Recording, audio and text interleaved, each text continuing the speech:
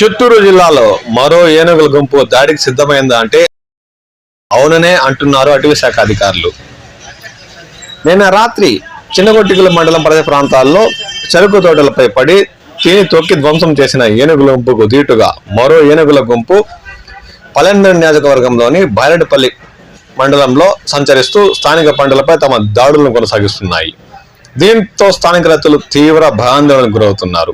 బైరెడ్డిపల్లి మండలం వెంగమారిపల్లి గ్రామ సమీపంలో రాత్రి వేళ స్థానిక సర్పంచ్ రవిచంద్రబాబుకు చెందిన మామిడి చెట్లను, కొబ్బరి చెట్లను ఏనుగులు ధ్వంసం చేశాయి. గ్రామ సమీపంలోని వరి, కూరగాయల పంటలను తొక్కి నాశనం చేసినట్లు బాధిత రైతులు లబోదిబోం అంటున్నారు. కొంతకాలంగా సద్మణిగిన ఏనుగుల సంచారం మళ్లీ మొదలు కావడంతో అటవీ సరిహద్దు గ్రామాల రైతులు ఆందోళన చెందుతున్నారు. ఇప్పటికైనా అటవీ శాఖ అధికారులు స్పందించి ఏనుగుల బారి నుంచి పంటలు రక్షించాలని వారు కోరుతున్నారు.